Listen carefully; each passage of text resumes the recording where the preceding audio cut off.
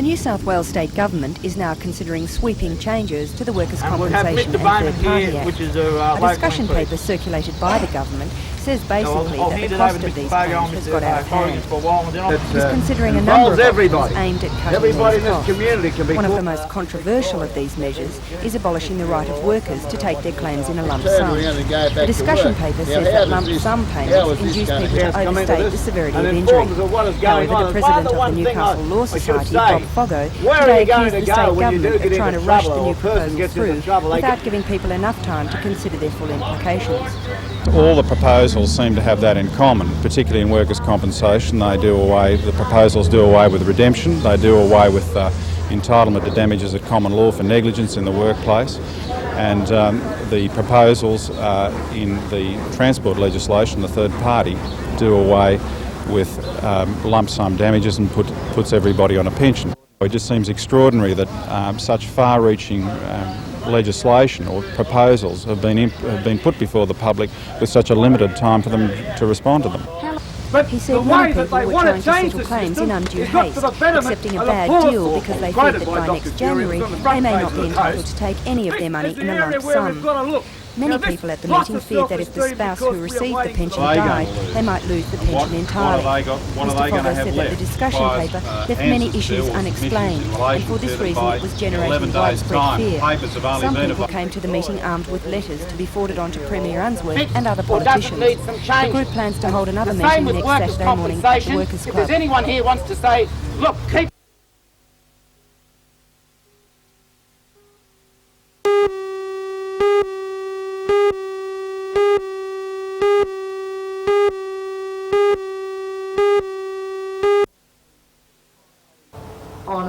Director Lionel Wisby today addressed the Newcastle Businessmen's Club as part of that launching process. Mr Wisby said the federal government has forwarded $5 million for capital works from the Steel Industry Assistance Plan, and the state government has offered $300,000 a year for 3 years for staffing. Work has begun on an annex at the engineering department at the university, due to be completed in March, at which time a headquarters building will begin being constructed on Rankin Drive, also on university land, but autonomous from the university. Lionel Wisby is head of the team that will decide what goes into those buildings, and he says that will be decided on a market needs basis. Immediately we'll be contacting some 750 manufacturing companies in the Hunter region, and we will be inviting them to take part in the improved manufacturing program. In fact, we are inviting them to do so now, to contact us, and the program will enable them to have a snapshot at current technologies that are available, and for some of the companies to be involved in a counselling exercise where they can help us make our decisions concerning the further services that we need to provide to assist manufacturing industry in the region. Well, in a broader sense, what do you see as the long-term aims of the centre? The long-term aims of the centre is to become part of the fabric to deliver technology to the region.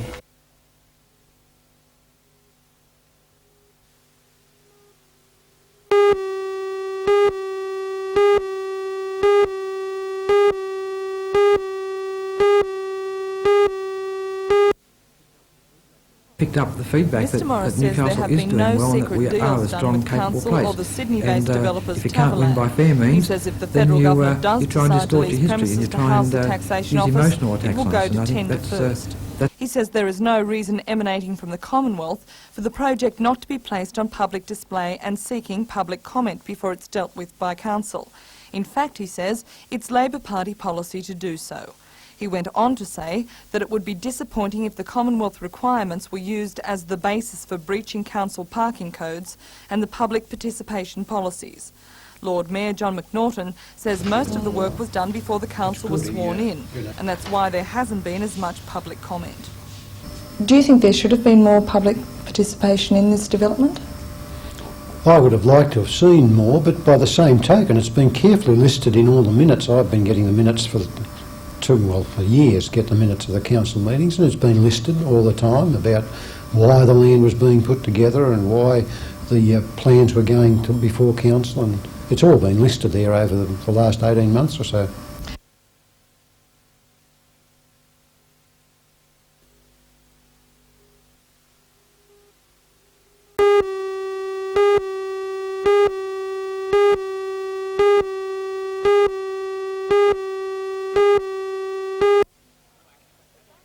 basket. They The go to Andrew Falcons Gaze, bowed like out you can at the see, take the 1986 baseline season drive, with their wings puts it firmly back out, clipped, found finishing Mark 10th on the Gaze, National tackle area. Basketball League Good ladder shooter if he's with got any 10 wins space. and 16 4-0 losses. Tigers lead, The Rebellion disappointing with the result ball now. has prompted Mike the Johnson team's can also executive shoot the director ball. Dennis Kibble Ambassador. and coach Steve I think the Johansson ball's into got to go to flying to the Simpson. United States He's this got to look week for that shot a in lot search more. of Andrew 2 top Gaze. players This is for Ricky next year's Simpson. team. So Rick far, the Tricky club player, has good signed move on with the only ball, and a 3 good of shot this year's to- players, Oh, with the Mike long Johnson, ball's going to Wayne find McDaniel Gaze in and possession. captain Ian Rebellion. Gaze. But with the right Takes the supporting drive down the lineup, baseline. Dennis Kibble Doesn't predicts like the pass too often. 1987 can be a new beginning. So we'll certainly be trying again next year, and we'll make sure we make that top 6. For the first time you're going to the States in person rather than using an agent to select players. What are you looking for? Well, obviously we're looking for that elusive match winner player who's about 7'10", and he scores 60 points a game and he gets 47 rebounds.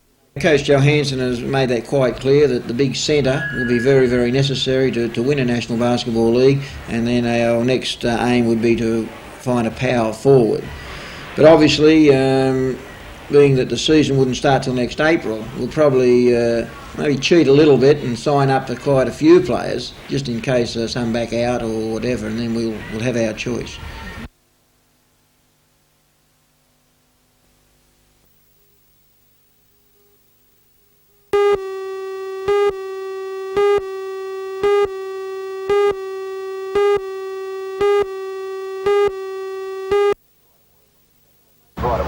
While most of Newcastle rose to cereals and coffee, the city's cyclists pedalled to the International Sports Centre. Waiting for them was a breakfast party organised by the Newcastle Cycleways movement. The Ride to Work promotion is a highlight of Bike Week, aimed at showing this is a safe and enjoyable alternative to driving a car. And with a perfect spring morning, the change in transport mode was easy to appreciate. Breakfast guest was Constable Ruzek, who said riders were becoming more safety conscious. Also, the number of serious accidents had been reduced through his patrol, but cyclists were still making a few mistakes. In Newcastle, the most common offence is riding on the incorrect side of the road. I find a lot of children are doing that. Actually, a lot of parents tell their kids to ride on the incorrect side of the road, but statistics show that a lot more accidents occur doing that. Also, riding at night time without lights here in Newcastle is a very common offence. That's a very dangerous practice. Who are the worst offenders, children or adults?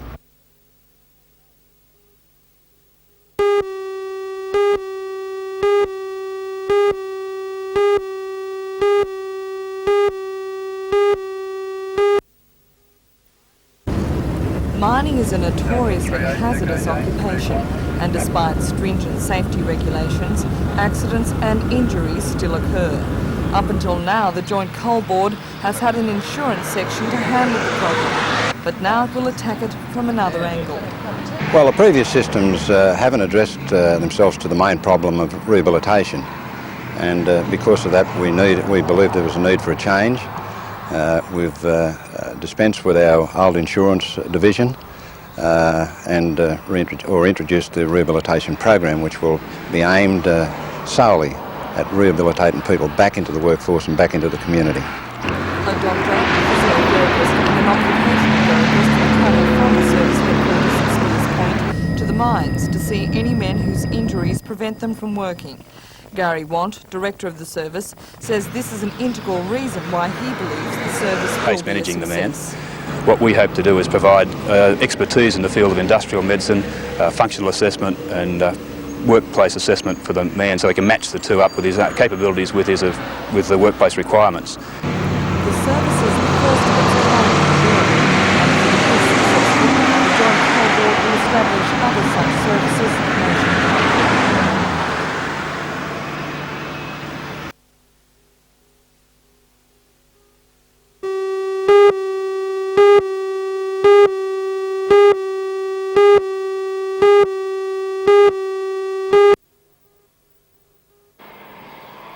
While most people in Singleton welcomed the new bridge across the Hunter River, for Newton Street residents, it's changed their lives.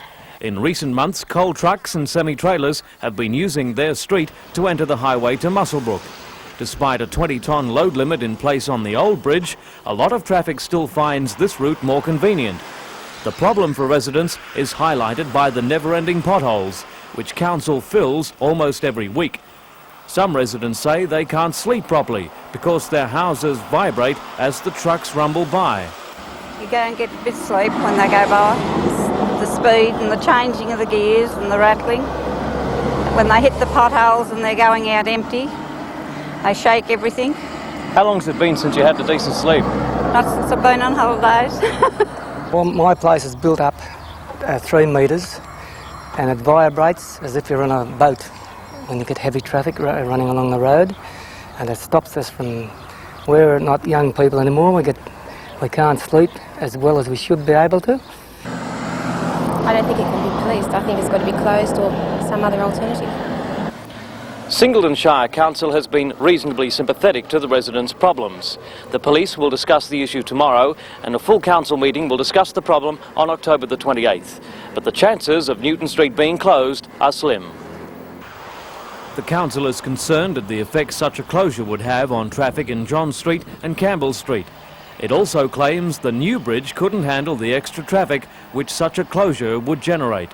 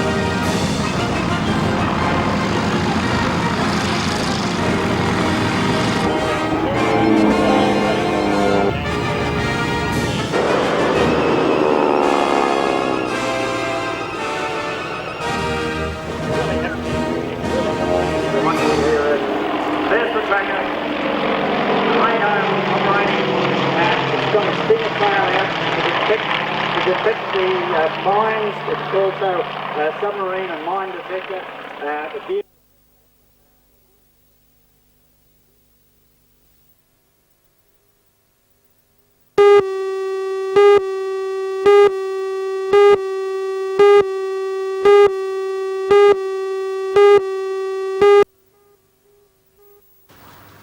The inquiry into the renewal of NBN's broadcasting licence was held at the City Hall. The tribunal is an independent body comprised of its chairman, Deirdre O'Connor, Dr Russell Perry and Mark Armstrong.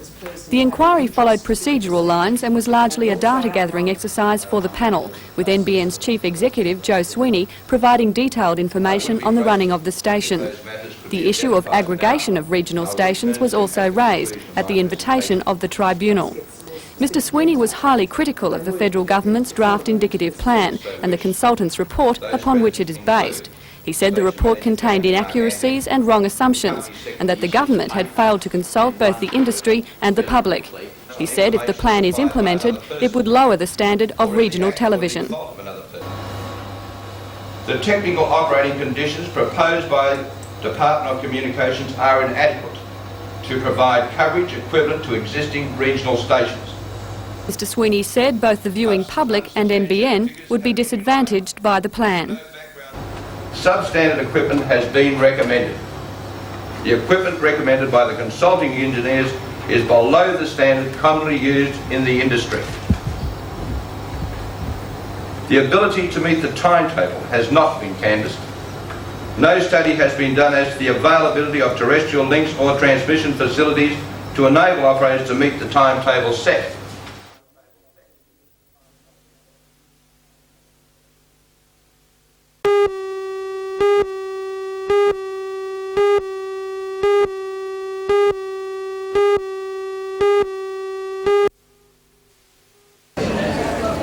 Australia Day Council held a luncheon today to farewell 1986 and launch its festival activities for next year. Guest speaker was Bruce Kerridge from Mojo Advertising in Sydney, a company which is well known for its highly successful tourism commercials, in particular the Australian Tourism Commission's promotions featuring Paul Hogan. Desley Shakespeare from the council announced a special tourism promotion for Newcastle aimed at Sydney. We've been very, very fortunate in having a firm called Dynamic Developments that are going to put out for we people in the Hunter region 100,000 brochures through Australia Post or spendable coupons free of charge. So you can imagine how this is going to promote the Hunter Valley. It's going to be a letterbox drop in the Sydney metropolitan area, so we're looking for a wonderful influx of tourists within the Hunter region. Meanwhile, the virtues of Newcastle as a tourist destination were also extolled at the launching of the new Newcastle City Tourist Association. The association's campaign will focus on attracting Sydney residents, particularly from the western suburbs, to Newcastle. Tourist Promotion Officer Horst Endrelat said that although there were quite a few tourist organisations, and yet there doesn't seem to be much communication between those organisations. I wouldn't say a conflict, but I think it's unique in Newcastle. Newcastle is the sixth largest town in Australia, and every town, even Lake Macquarie, they have their own tourist association. The tourism is a big industry, and I think now even several towns in Australia realise what tourism can be, but we have to do a lot. It doesn't come automatically.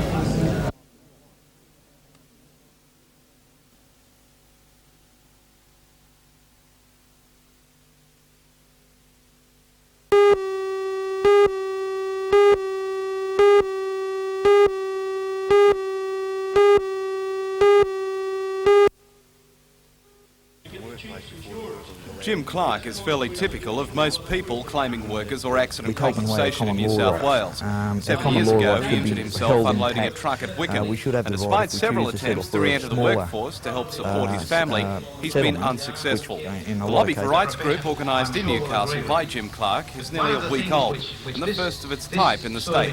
They hope to challenge the government on the new legislation which they say will affect the whole community. There's been a lot of talk about the monetary cost of workers' compensation. What's the human cost? The human cost is massive.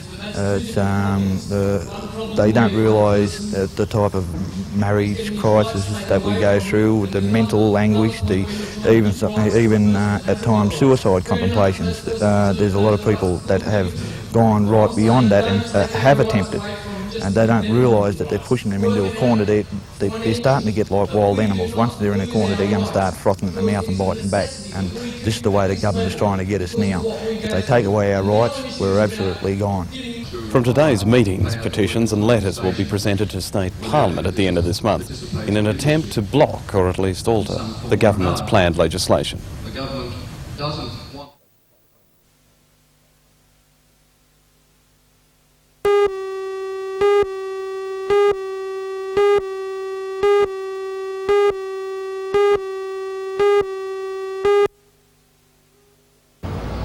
Joe, who doesn't want his real name publicised, uses birthdays and ages on his lotto forms. And just 6 months ago, he changed his numbers when he turned 35. Joe had just come off dog watch at BHP when he heard the news. And he was told how much he had won. I always thought of winning lotto and what I'd do, but now that I've done it, I don't know what I'll do. After the initial shock had worn off, he was celebrating in his favourite watering hole, the Beach Hotel. It showed that the money wasn't going to change him when he poured a magnum of champagne for his customary schooner of beer. When pressed on what he intended to do with all that money, Joe remained non-committal. Sometimes I take a trip. Where to? Have you ever travelled the nearest pub? Joe intends to continue work as a labourer at VHP. Yeah, I've been to He's going to throw his Vietnam, I hat in went the to ring again next Singapore, week for the $7 million lotto prize money. What with the army?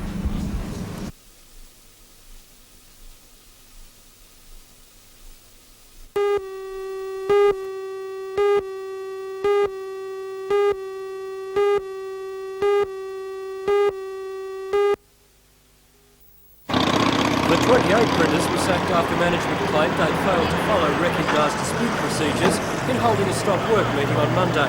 The printers went after one of their colleagues was accused by management of not working fast enough. They claim the man was then harassed by one of the management. When the printers kept meeting and didn't return to work on request, they were sacked. Talks yesterday failed to resolve the issue, including a proposal by management to allow the printers back to work immediately. The 28 rejected the proposal, and union delegates are trying to have the matter listed in the State Industrial Commission. The union claims management has brought in non-union labour from Sydney to keep the presses running, and despite the dispute, all papers printed at the Mercury offices are still being produced on time.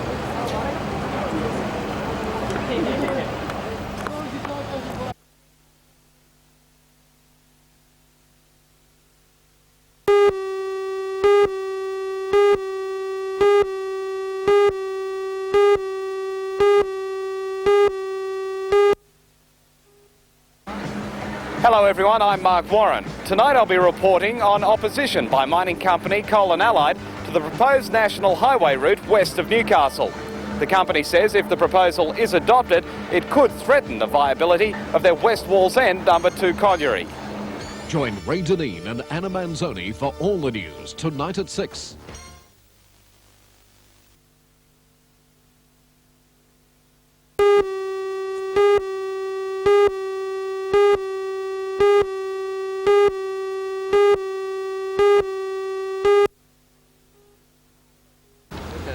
Mr Guy said from Sydney today that he has been approached by several groups within the Labor Party to stand for pre-selection.